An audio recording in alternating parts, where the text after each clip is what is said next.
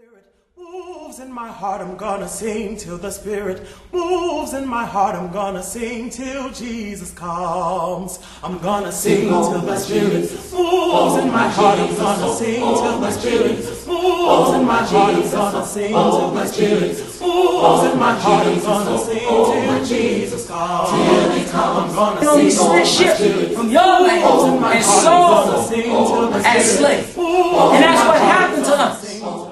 Because in 721, 722, we were taken into captivity by the Assyrians, then by the Babylonians. We went back and to the land of Israel because the northern tribe or the northern kingdom was taken into captivity.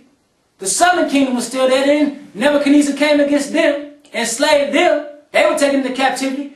Then Cyrus and Artaxerxes, those decrees and edicts that were brought forth, we were allowed to go back and rebuild. Then in 70 AD, Titus and the Romans came and ransacked Jerusalem. And what did we do? All those that weren't killed through crucifixion and disease and starvation and weren't sold into slavery at that time, because they were sold then, just migrated into Africa, went throughout Africa.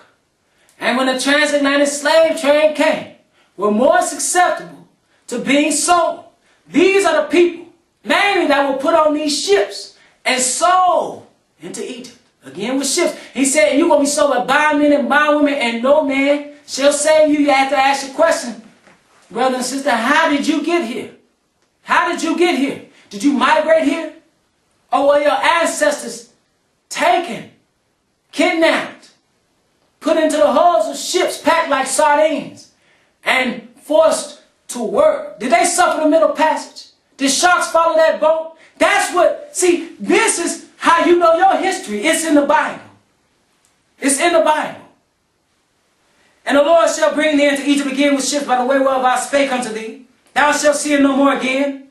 And there ye shall be sold unto your enemies for bondmen and bondwomen, and no man shall buy you. You don't even know who you are, though.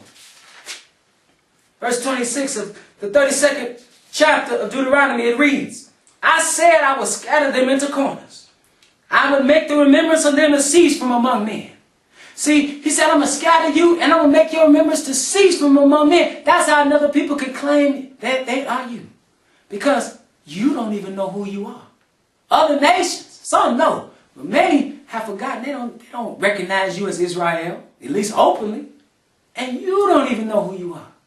That's how you could be called an African American. African comes from, some say it comes from Neo-Africanus. And America was named after Amerigo Vespucci.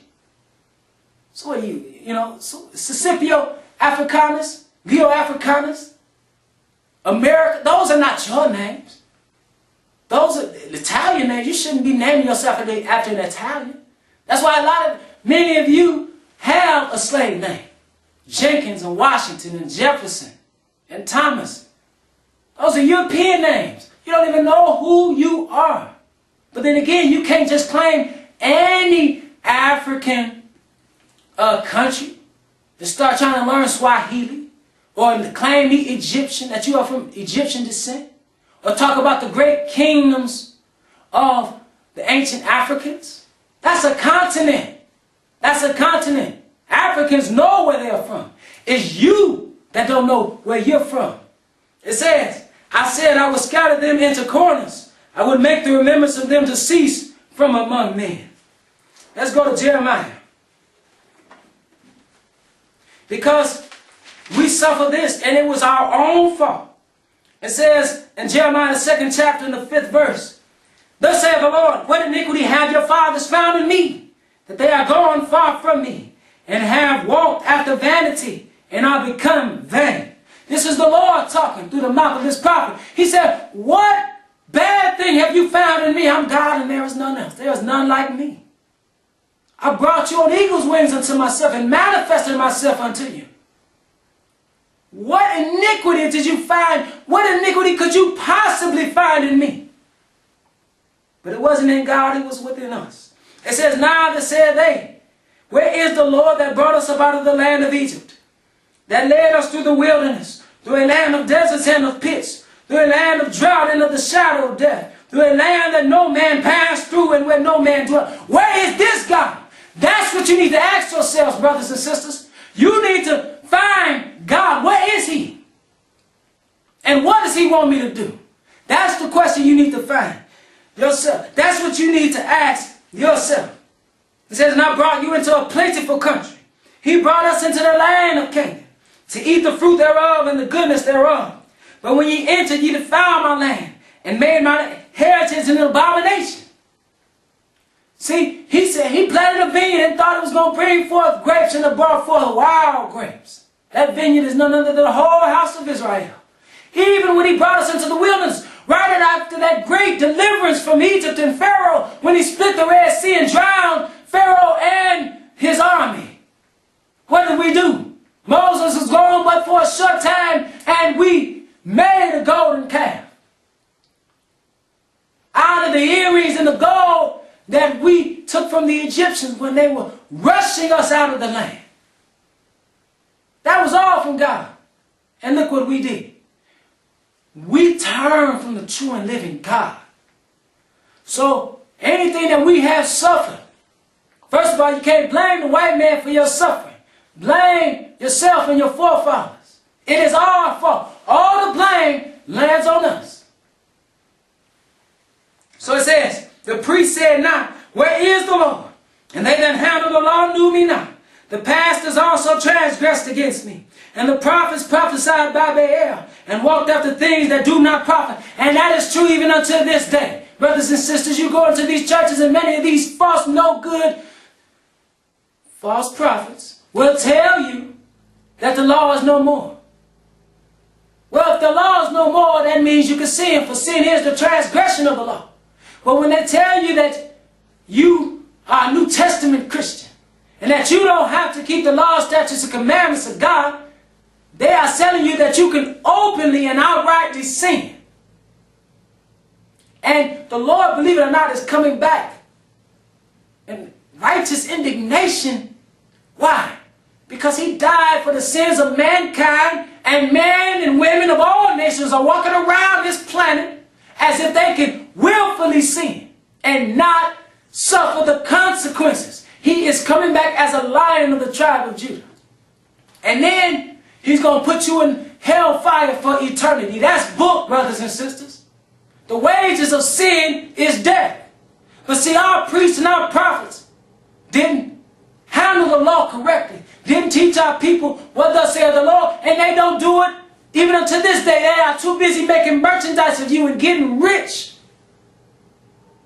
That's what they're doing. Fleecing the flock.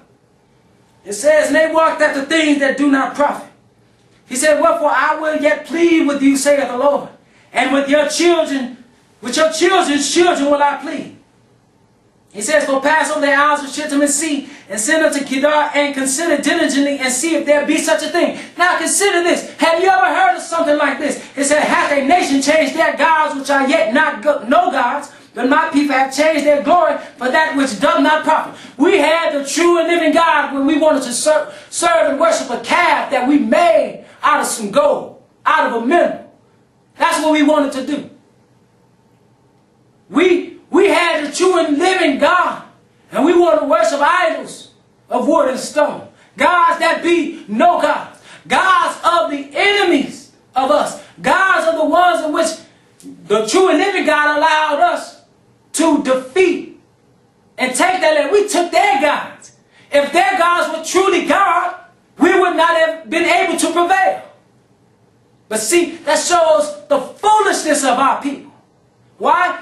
It is perpetuated today. Why? Because we have no ministers and teachers of God. We have some, but not enough. We have too many false prophets. And you have too much of an itching ear. You don't want to hear the truth. You don't want to hear that you have to be obedient to God's law, statutes, and commandments. You don't want to hear that. So you will go after somebody who will lie to you. Who will tell you, it's all good, brother. It's going to be all right, sister.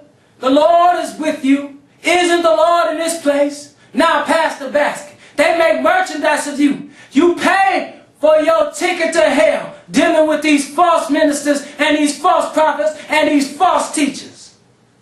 It says, be astonished, O ye heavens, at this, and be horribly afraid. Be ye very desolate, saith the Lord.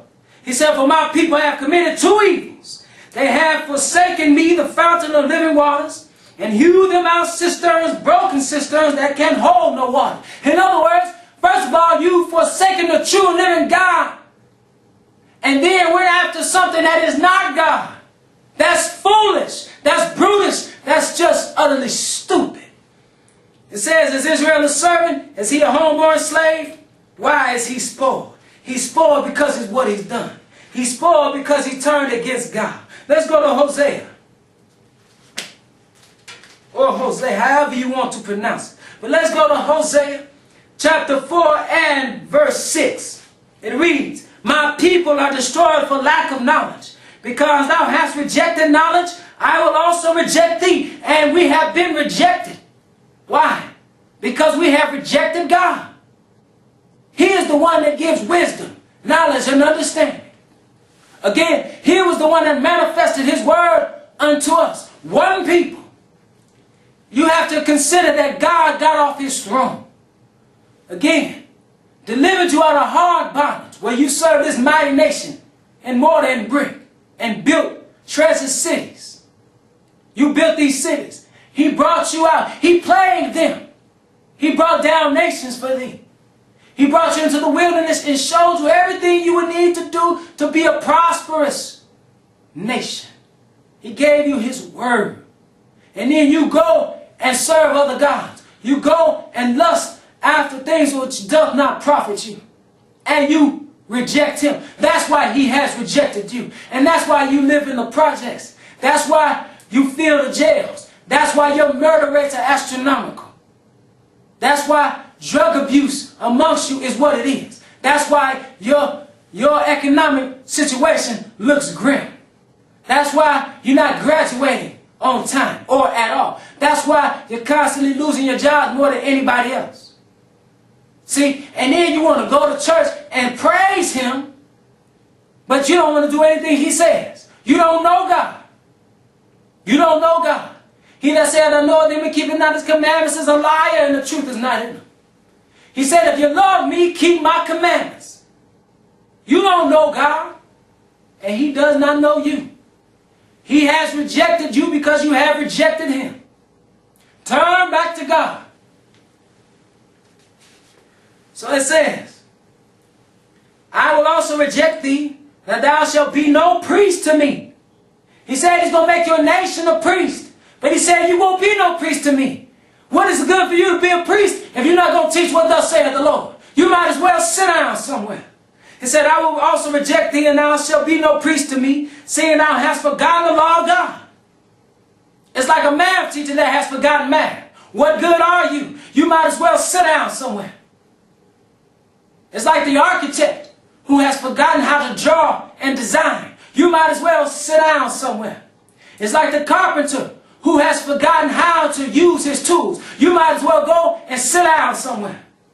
And that's what these false prophets need to do. They need to go and sit down somewhere. It said, I will also reject thee, that thou shalt be no priest to me, seeing thou hast forgotten the law of God, of thy God.